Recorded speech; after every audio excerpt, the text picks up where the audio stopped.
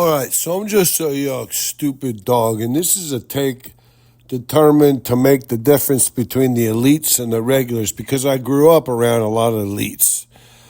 I was a puppy in northeastern Pennsylvania during the tri state area of Pennsylvania, New York, and New Jersey. My dad vanished. No one knew what ever became of him. Then they cut my balls off when I was like 4 months old because the man's dad, my owner, the man, my master, the man, the boy progeny, the oxygen deprivation boy progeny of the original man who was the descendant of the original man backwards in time, the original man chronologically ordered. Anyways,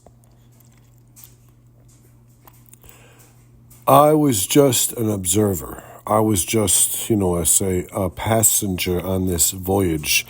And then they chopped my balls off, which I thought was really cruel, but they said it's better for everybody, including you. And I was like, I don't know.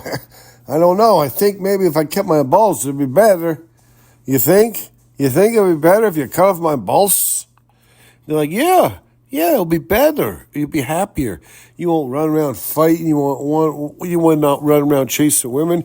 You just want to lay around on the couch. You go out on runs. And I was a squirrel dog, so I was like, you know what? I just really want to hunt squirrels. I didn't know back then that I wish I could have a little bit of puppies, to be my descendants myself. But these guys, they were like, everything's predicated upon the descendant. But except for if you're a dog, then they chop off your balls and they make you a eunuch, and then you're like, you know what? I just want to chase some squirrels. I mean, you talked me into it, but I don't think that was the right choice. I mean, I was a stupid dog. I was a stupid 6-month-old puppy. Like, hey, you want to get your balls chopped off? We're going to feed you steak for a week. I said, wow, steak for a week and I get my balls chopped off? Seems like a pretty good trade. And I can chase squirrels. They're like, you could chase squirrels to the end of your life. I was like, wow, man, I don't know. But looking back, I made a mistake. I wish I would have kept my balls. I wish I would have probably kept my balls. It doesn't matter. It's okay, everybody, you know. And then this is when you jump from the dog's version, the dog's perception, the dog's point of view, to the human point of view. It all comes down to everyone thinks it's losing your virginity. Everybody thinks it's all about losing your virginity, whether you're a man or a man woman, whether you're the man or a man woman. Man woman. Back then, in elitist posh neighborhoods. We started in Pennsylvania, but I was only there for a few weeks. They denuded me. I don't know where they denuded me. They chopped my balls off. I thought like in Maryland on route. I mean, I thought I was a bald dog up in PA and romping around the tri-state area, PA, New York, and New Jersey. And then they chopped my balls off. I think I was on a railroad car, and they chopped my balls off en route, to western Kentucky, where we were going to settle so the man could harvest. The man was going to get rich harvesting. I mean, the man's dad was. The man's grandfather was. Then the man's dad, and then the man, of course. But anyways, I was affiliated with the man. The man was my master.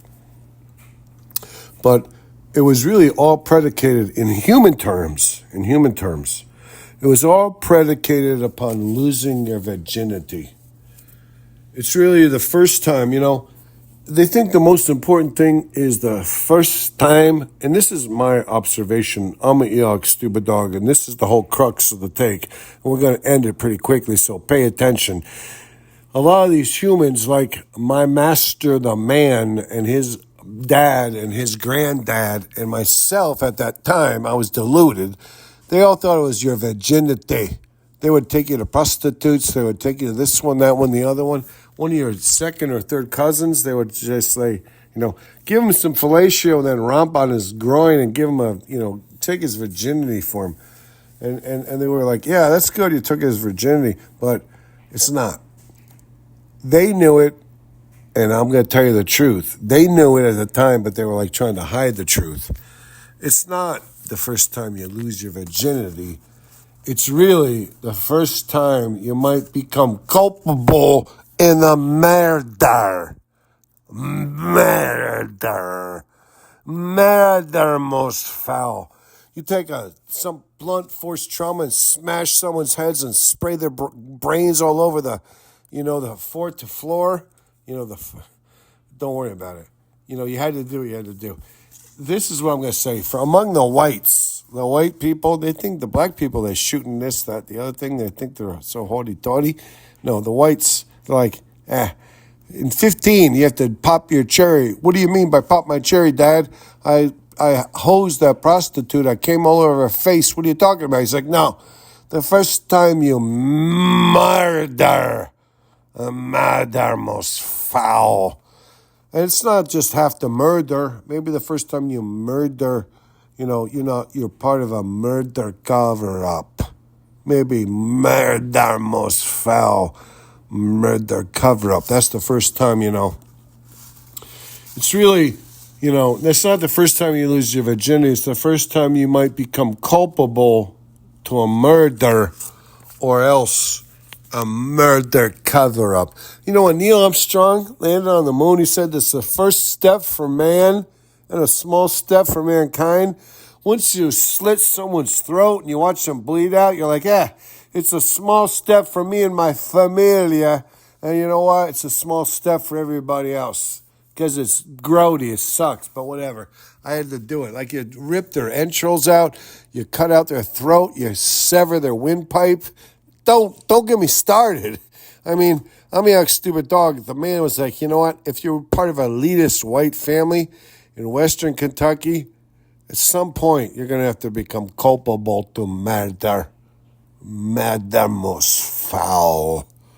Murder. Murder. Murder most foul.